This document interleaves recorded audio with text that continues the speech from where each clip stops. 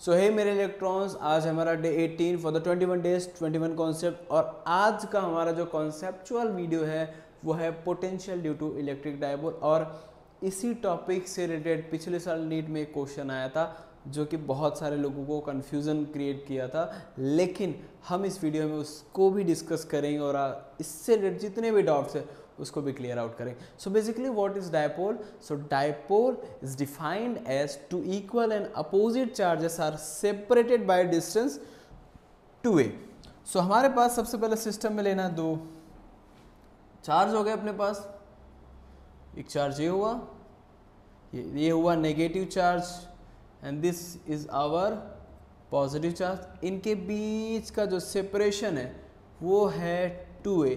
अगर मैं इसको मिड ऑफ द डायपोल बोलूं, ये पॉइंट मिड ऑफ, तो ये डिस्टेंस a हो सकता है और ये a हो सकता है। और हमें एक पॉइंट दिया है p।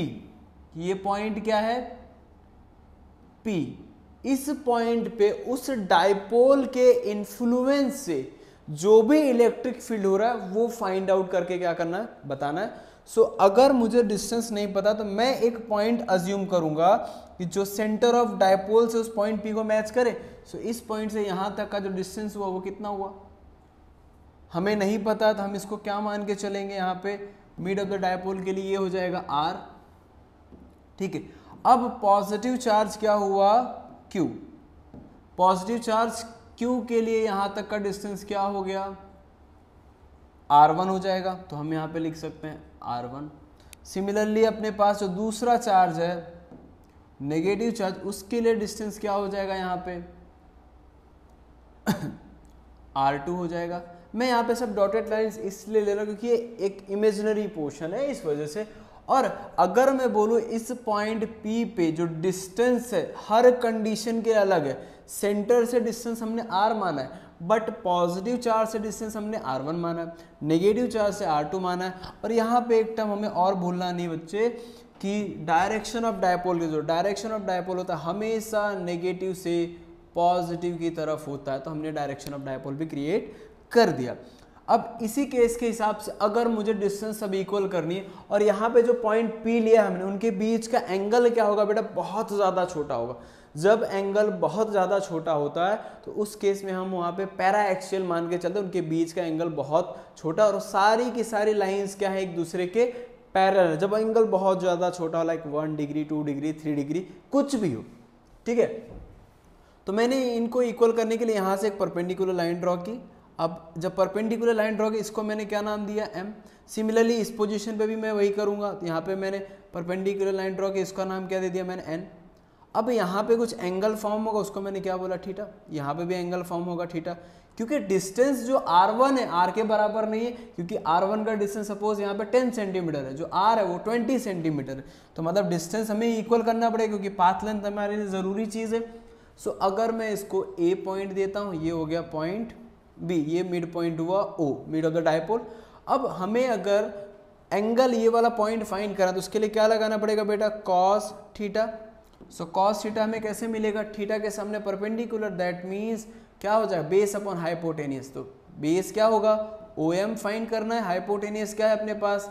AO। सो OM को सब्जेक्ट बनाएंगे तो क्या हो जाएगा बेटा अपने पास? OM इक्वल्स टू हो जाएगा A cos थीटा। ये हुआ पहले वाले ट्राइंगल के लिए। दूसरे के लिए अगर मैं BN की बात करूं तो BN भी क्या हो जाएगा बेटा? A cos theta. ये टर्म हमारे पास मिल गया, A cos थीटा भी मिल गया। अब इसी के बेस पे हमें क्या करना, आगे इन टर्म्स को करना है। लाइक डिस्टेंस हमें मिल गया, हमारे पास r1 नहीं। सो मैं अगर r1 की बात करता हूं तो r1 कैसे मिलेगा मुझे? r1 है तो ये इसके पैरेलल अगर मैं देखूं तो ये डिस्टेंस यहाँ से यहाँ और m से p सेम होंगे, लेकिन हमारे पास ये m से p का डिस्टेंस है नहीं। तो मैं क्या करूं, r में से ये पॉइंट जो हमें मिला a cos थीटा, ये क्या मिला? a cos थीटा, इसको माइनस करूंगा तो ये वाली लेंथ मिल जाएगी। सो यहाँ पे क्या हो जाए? r minus a cos theta. Similarly क्या हो जाएगा r2 के लिए? r2 के लिए क्या होगा? लेकिन हमारे पास r इक्वल है तो यहाँ पे r को सब बनाया। सो r2 में से ये वाला पॉइंट माइनस होगा, तब जाके ये पॉइंट इसके बराबर होगा। तो उस टर्म के लिए हम क्या लिख सकते हैं?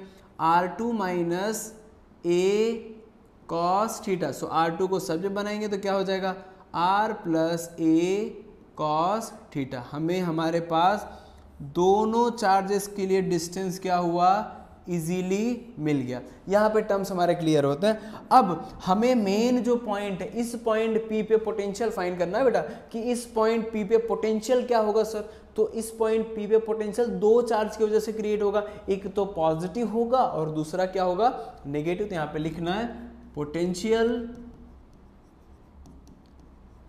Eight point P due to positive charge and negative charge. और हमें पोटेंशियल का फॉर्मूला पता है, पोटेंशियल का जो फॉर्मूला है that is V equals to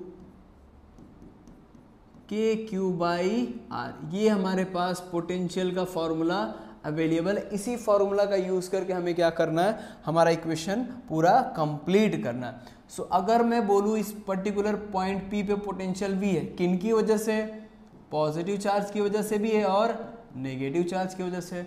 so positive charge का इन्फ्लुएंस यहाँ पे क्या बनाएगा, के Q upon R1, negative charge का क्योंकि माइनस हो गया के क्यू अपॉन R2। अब इतना टर्म होने के बाद अगर मुझे R1 की वैल्यू मिल रही है, सो के क्यू कॉमन लिया मैंने, सो 1 अपॉन R1 क्या है बेटा, R माइनस ए कॉस थीटा, R माइनस ए कॉस थीटा। R2 क्या है, 1 upon R plus a cos theta, ये मिला। अब के क्यू एज इज हमें पता है, हमने इसका एलसीएम लिया, a plus B A minus B मतलब A square minus B square. So ये क्या हो जाएगा तब अपने पास, आर स्क्वायर माइनस ए स्क्वायर कॉस स्क्वायर थीटा, ये टर्म हमें मिला।